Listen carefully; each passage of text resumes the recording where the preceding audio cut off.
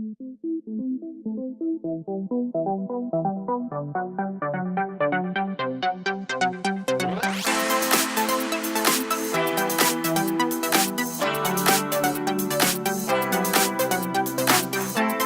futuros emprendedores, soy Cristian Rodríguez. Gracias por ver este video. Hoy te deseo contar cómo se me presentó la oportunidad de ganar $30,000 por mes. Te explicaré lo que aprendí de esta experiencia, cuáles eran las limitaciones mentales que tenía en ese entonces, qué haría diferente un día como hoy y por último te explicaré un escenario para lograr aprovechar una oportunidad como esta sin que seas informático. Llevaba aproximadamente 2 años de trabajar como desarrollador web y de capacitarme en informática. Había aprendido varias tecnologías, pero apenas estaba empezando la profesión en informática. Entre el año 2002 al 2004 había aprendido bastante sobre HTML y JavaScript, pero conocía muy poco sobre CSS. Me defendía un poco en PHP, pero me faltaba aprender mucho sobre administración de servidores y redes. Si no me falla la memoria, aproximadamente a mediados del año 2004, el esposo de una amiga y dueño de una Sportbook necesitaba a alguien que se hiciera cargo de su departamento de informática, y ella le habló de mí. Ella me contactó con el señor, concertamos una cita para una reunión en persona en la empresa, solicité permiso a mi trabajo y fui a la entrevista. Yo estaba muy emocionado, aún no sabía de cuánto dinero estábamos hablando, ni mis funciones, yo no sabía nada. El señor muy amable me habló un poco de la empresa. Me parece que no mencionó un contrato laboral, pero tampoco me acuerdo de que hablara de un contrato por servicios profesionales, como si fuese un trabajador independiente. Pero sí me acuerdo, y muy bien, que me ofreció $30,000 por mes. Yo no podía creer lo que estaba escuchando. Me parecía genial, asombroso. Ni siquiera podía imaginar esa cantidad en colones. Pero yo sabía que entre más dinero, pues es obvio, más responsabilidad y conocimiento debía tener. Yo le pregunté que cuáles eran mis labores, qué es lo que tenía que hacer, y él me llevó a su centro de datos, o sea, a su área de servidores, datos y redes. Él me empezó a mostrar el equipo y a explicar mis labores. Entre más hablaba, más abrumado e impresionado estaba. Yo sabía que el trabajo me quedaba grande, y no iba a poder rendirle a como él esperaba, pero en mi mente siempre estaba presente los $30,000 mensuales. Nos devolvimos a la oficina y él esperaba una respuesta. No me quedaba más que ser sincero. Le dije que no tenía el conocimiento necesario para poder administrar su departamento de informática. No me acuerdo qué me contestó o cuánto más hablamos, pero definitivamente tuve que irme a mi casa, después de haber rechazado $30,000 mensuales. ¿Qué pude aprender en ese entonces? ¿Y qué haría diferente en la actualidad? ¿Qué aprendí con respecto a esta experiencia personal? Que las oportunidades se aprovechan cuando estás preparado. Que la seguridad para enfrentar un reto surge cuando tienes el conocimiento adecuado. Y sobre todo, que las limitaciones son mentales. Porque yo sí podía haber aceptado ese trabajo o contrato, aunque no sea informático o no tuviese el conocimiento en informática. El ser humano, por cultura, la sociedad le indica que debe aprender una profesión y especializarse, y profundizar cada vez más su especialización. Esto es un gran problema, cuando debes pensar diferente, desarrollar y aprender otras áreas de conocimiento para enfrentar algún proyecto que te requiera como el único solucionador del problema. Normalmente en las empresas se elabora con equipos de trabajo. Cada integrante tiene una especialidad. Cada uno aporta su expertise para resolver el proyecto que se les asigna. Y es casi seguro que no van a querer hacer nada para salirse de su zona de confort o de control. Por ejemplo, si es programador web, no va a querer ir a vender, o brindar servicio al cliente, o administrar un proyecto o un departamento. El desarrollador web lo único que desea es programar, y nada más. Que no lo saquen de ahí, hasta que él tenga la necesidad de cambiar. Pero a veces enfrentar este cambio es muy difícil, y de vez en cuando inconcebible e imposible. El problema de esto es que el especialista se acostumbra a solo resolver los problemas que le competen a su profesión. Yo tenía este problema. No podía pensar en diferentes opciones para lograr aceptar el trabajo. Estaba cegado, porque yo y solo yo no tenía el conocimiento técnico para decir que sí, para aceptar el reto. He entendido que el especializarme en una profesión solo limita mis opciones para pensar diferente. Por eso decidí dejar de ser informático y buscar la manera de pensar como empresario. ¿Qué haría diferente? Aplicar el conocimiento que he adquirido estos últimos años, y no es solo en informática. Por ejemplo, dirección de proyectos, delegar, contabilidad y finanzas. Si uno se capacita en dirección de proyectos, prácticamente se forma para administrar cualquier proyecto, sea crear un producto, un servicio o un resultado único.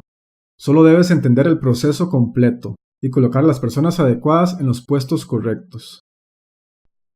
La gestión de proyectos te desarrolla las habilidades para saber organizar a los interesados, administrar los recursos necesarios, equilibrar las restricciones, desarrollar el cronograma, determinar el presupuesto y, claro, dirigir y hacer realidad el proyecto con un cliente satisfecho.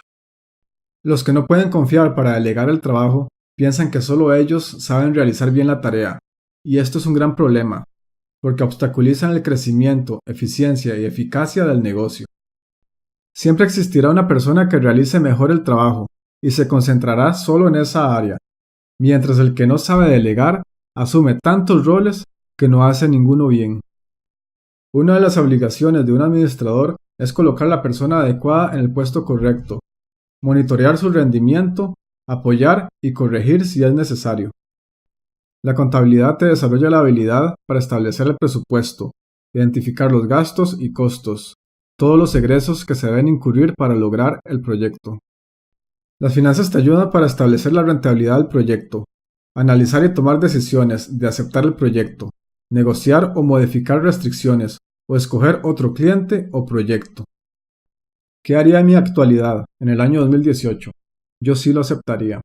Con $30,000 por mes, me da suficiente dinero para formar un equipo de trabajo bien calificado y ofrecer el servicio. Te comparto este pequeño escenario y análisis para tomar la decisión de aceptar el proyecto como trabajador independiente. Estoy mostrándote un escenario donde el equipo de trabajo tiene un solo especialista por cada área de conocimiento necesaria para un departamento de informática. Por supuesto, este escenario es ficticio, pero si fuese real, primero habría que tener varias reuniones y hacer muchas preguntas para luego llegar a montar los escenarios. Este equipo de trabajo está formado por 8 empleados, un soportista técnico, un diseñador gráfico, un desarrollador web front-end y back-end, un administrador de servidores y redes, uno de seguridad informática y por último, y el más importante, el director de proyectos.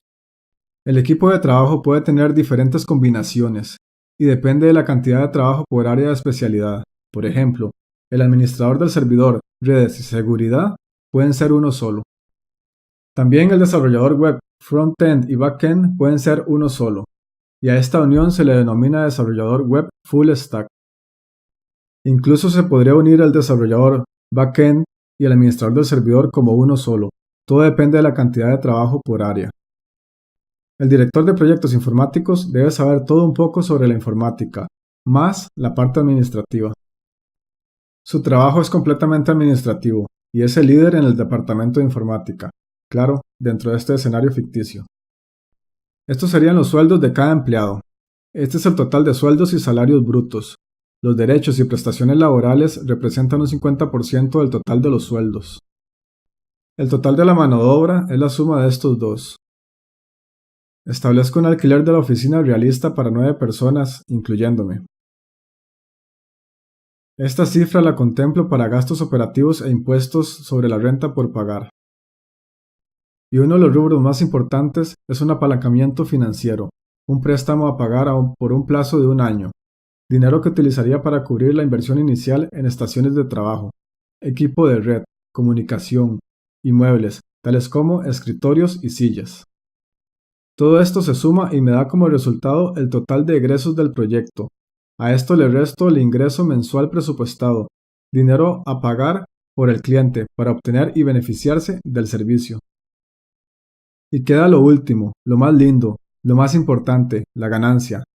Lo que me podría quedar al final del mes sin que yo hiciera nada, porque ya mi equipo de trabajo estaría entrenado y confiaría en ellos para que resuelvan el trabajo. Para eso los contrataría. Anteriormente mencioné que el director de proyectos era el más importante, porque sin esta persona no funcionaría este escenario. y yo no podría delegar la responsabilidad total. Yo sería la oficina de gestión de proyectos, y el director de proyectos me reportaría a mí. Sería el responsable de que todo salga bien. Por esta razón le pagaría un sueldo de 1,5 millones de colones al mes.